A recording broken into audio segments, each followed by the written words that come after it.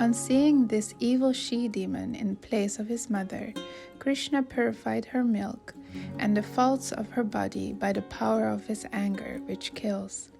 Because of the slight resemblance of a motherly attitude in her, he adopted a sweet attitude, as if spreading perfume over her body, and then drank her milk with anger.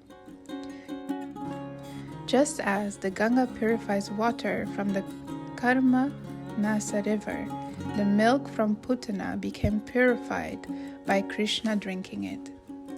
Yelling, "Let go of me!" in great pain, she freed herself from her life heirs. She was able to pull Krishna from her chest since she had been purified. Leaving Braja like a flying bird, she gave up her body. Seeing this, everyone thought some terrible sound had arrived in Braja. Going to the place, they saw that Putana had assumed her natural form.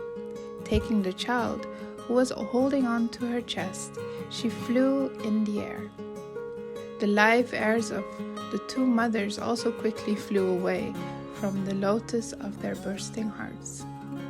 If the two mothers had not fainted when the child was taken by Putana, how would they have been able to endure the situation?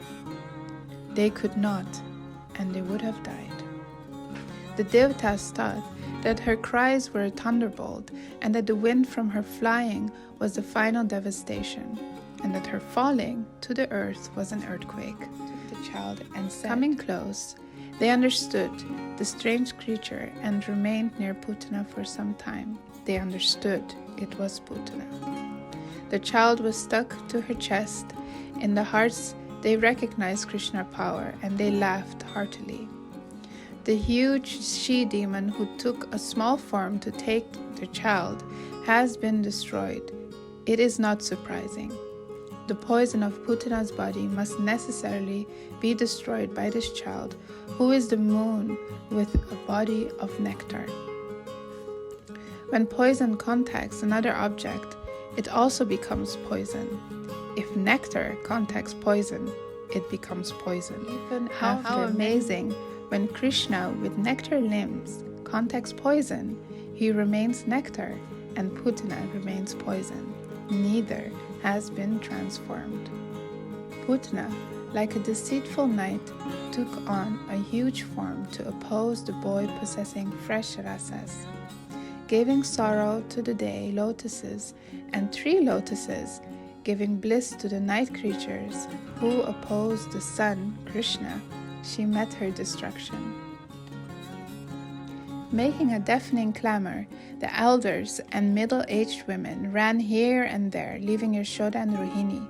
Some, by good fortune, saw Putana, huge like a mountain, fall from the sky. Without fear, they approached and climbed on her arms, which had fallen to the ground by chance, took Krishna, who was playing fearlessly on her chest. Out of excitement, they ran quickly to the house without looking back.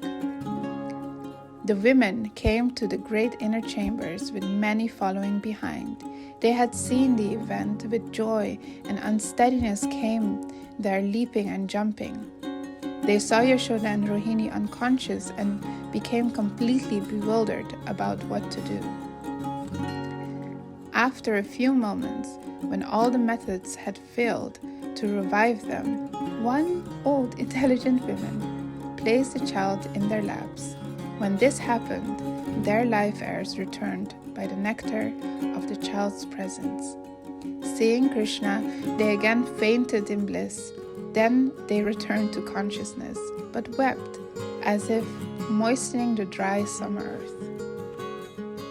When they saw the child, tears fell from their eyes like iron needles, giving them the same pain they had experienced before.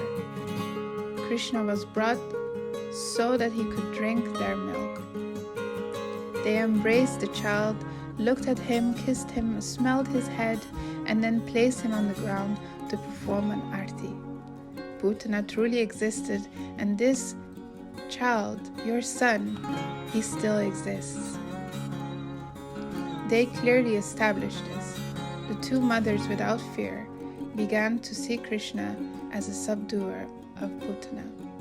Then Yashoda said in astonishment, "Go and see Balaram."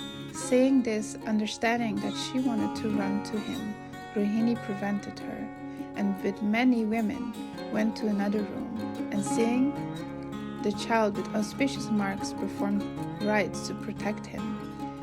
She then brought the child to Yashoda, who desired to see him, and satisfied her.